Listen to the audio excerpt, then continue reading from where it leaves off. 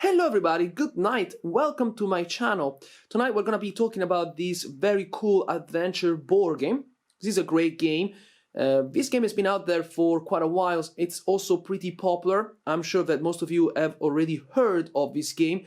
This is Legends of Andor.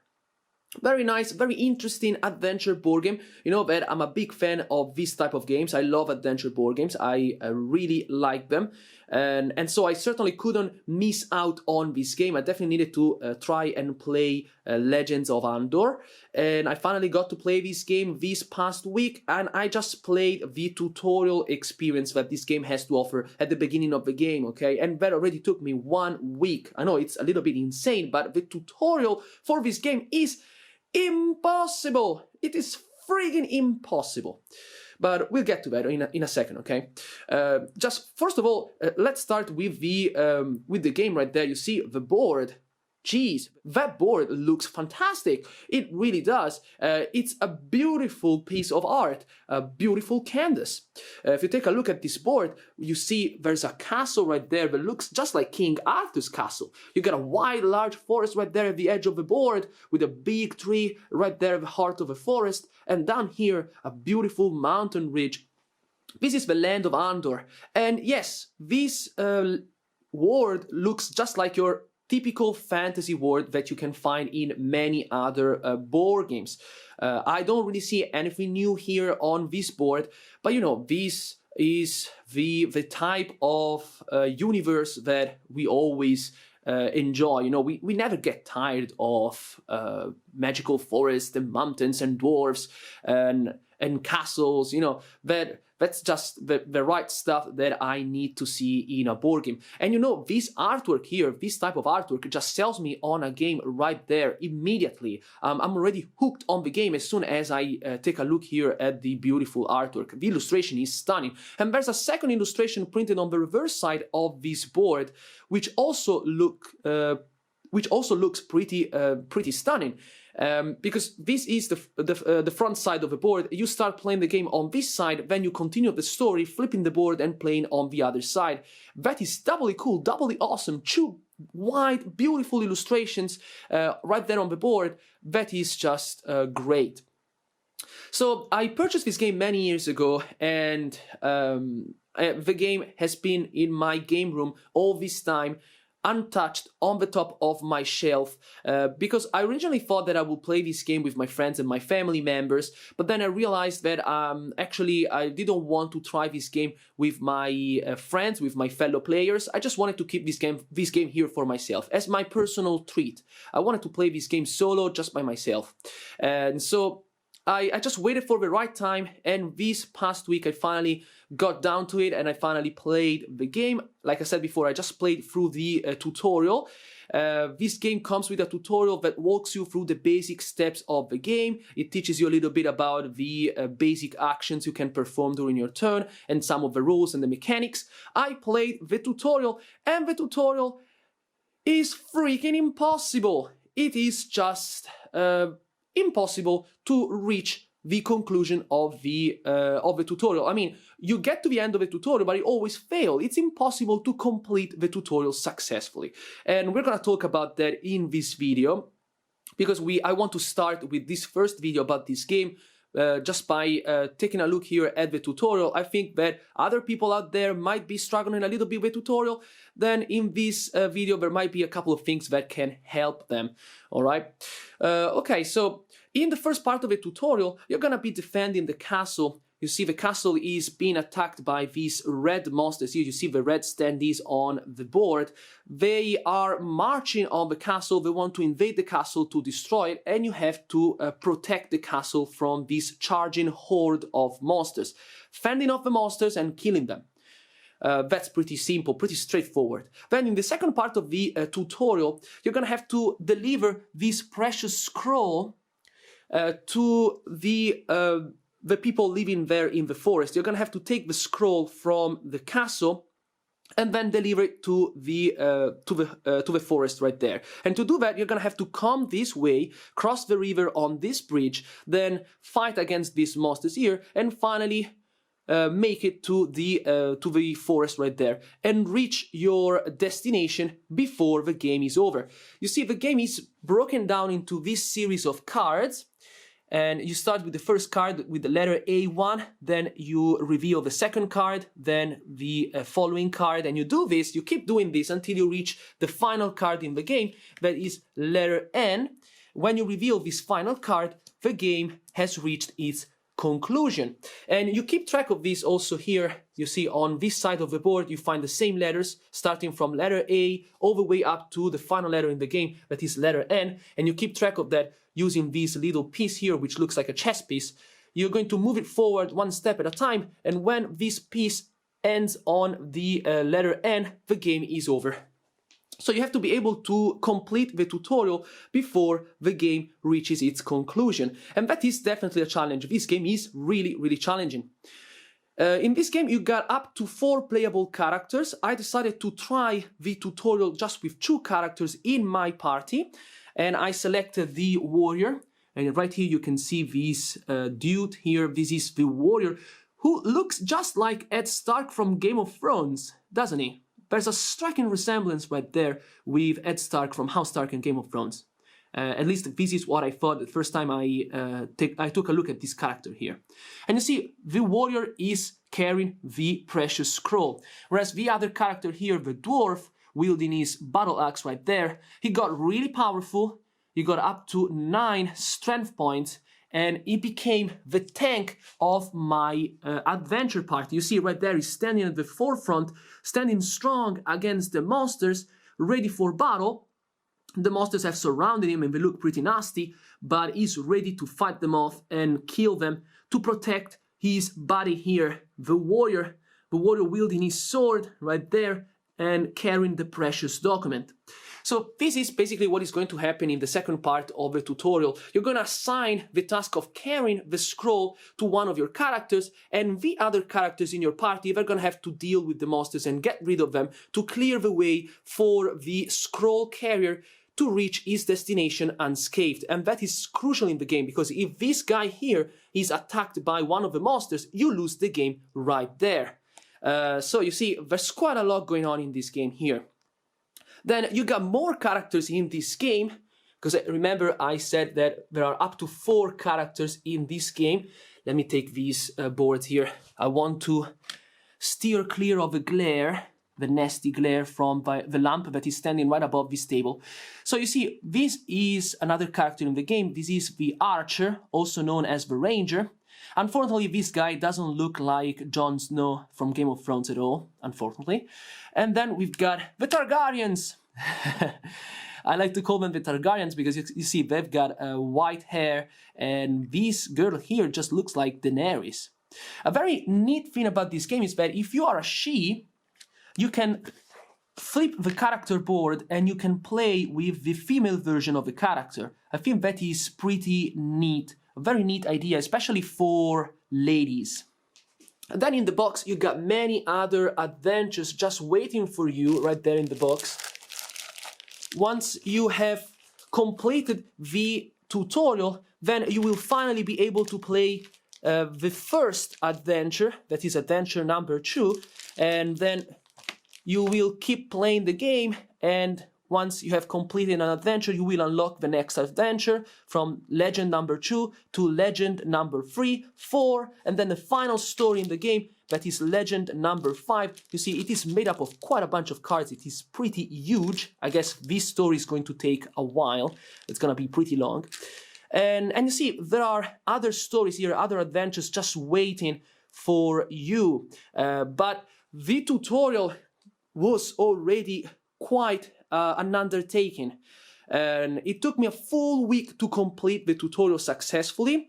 I sat here at this table every day, every afternoon, played through the tutorial for half an hour, then failed, put away everything and just trying the following day. And finally, after 7 failures, after a full week of trying and failing all the time, I finally got to the bottom of it. I finally managed to succeed and complete the tutorial, which is pretty hard. It really feels like a goddamn puzzle that you are not able to solve, no matter how many times you're gonna try.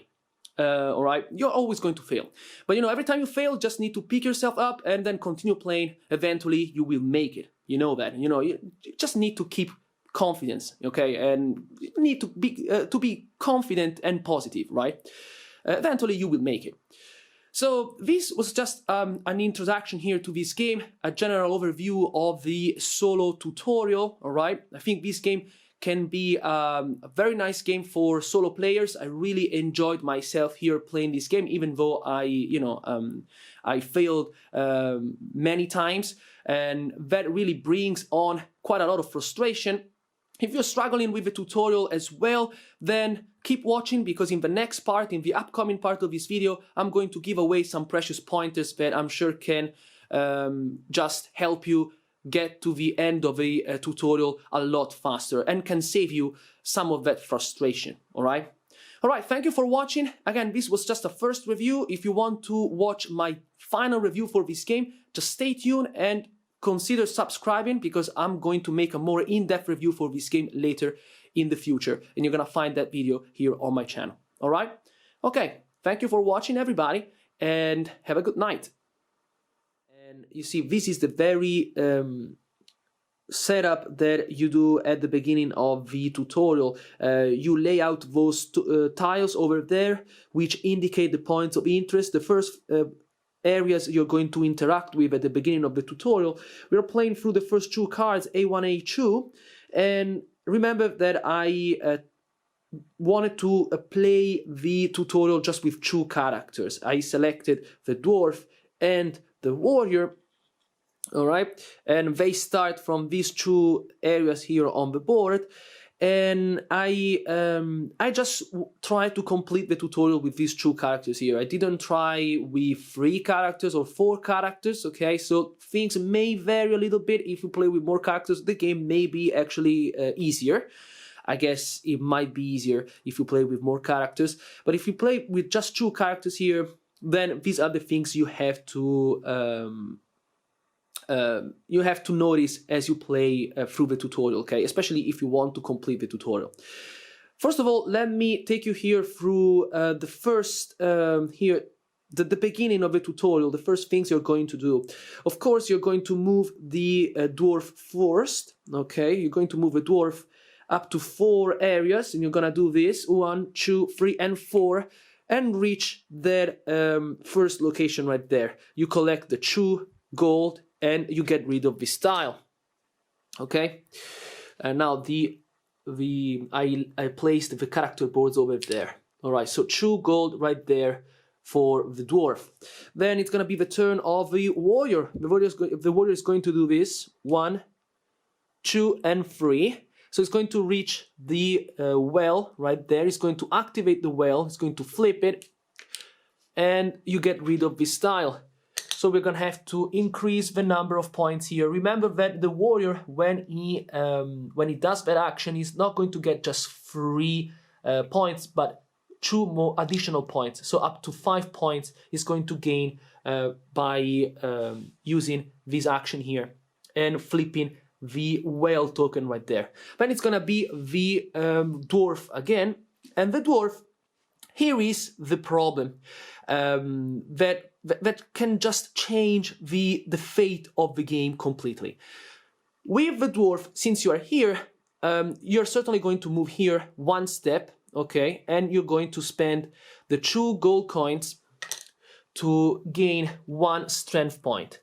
So you trade the 2 gold coins and you gain 1 strength point. You go up to 2 strength points, all right? Now, bear with me for a second. You see, now it's going to be the turn of the warrior. The warrior is going to do this.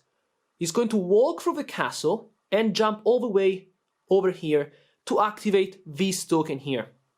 You see, you got these 3 tokens that are placed here during the setup of the tutorial. You're gonna activate the first one, okay? And then you see this is plus 3 points, so we're gonna have to increase here again 1, 2, and 3, 15 points right there. Then you get rid of this tile and you get rid of this token. Now, what about the dwarf? The problem, the thing that I mentioned before, that I tried to explain before, is that once you're here, you still have 2 actions that you can do, and you may want to do this 1 and 2 and come over here, activate this other token here. But you don't want to do that. You want to stay here, you want to remain here, and actually want to jump all the way there to reach the 1 gold coin here. You take the gold coin and you remove the tile. And the gold again is going to be stored here on the character board for the dwarf. This is crucial because you know why? Here is where the monsters are going to be spawned, right here. So you got the dwarf right here ready to fight against them. And you see the monsters are right there. And take a look at the dwarf. The dwarf is standing right between the 3 monsters that have just spawned. So you're right there, you're already there, and you can start fighting them. Now all you have to do is just fight with your buddy, where at the beginning you can fight only alone, but then you'll be able to fight with your buddy. If you're able to defeat one of these monsters here with the warrior alone, that is also really good for the game. Then later on you'll be able to fight alongside your buddy with the other character, so you'll be able to take them out in the nick of time, one by one, and you destroy all of these monsters here. You're gonna collect a lot of gold, and this gold should be placed all on the dwarf, alright? Because the dwarf is going to be the tank of our party. By doing that, later in the game, the dwarf will move here to the tile number 18, where he'll be able to trade all that gold for a lot of strength points. So he will ramp up to 7, 8, or 9 strength points. He'll become real powerful. This guy here, the dwarf, will be able to take out the other monsters in just 1 single stroke.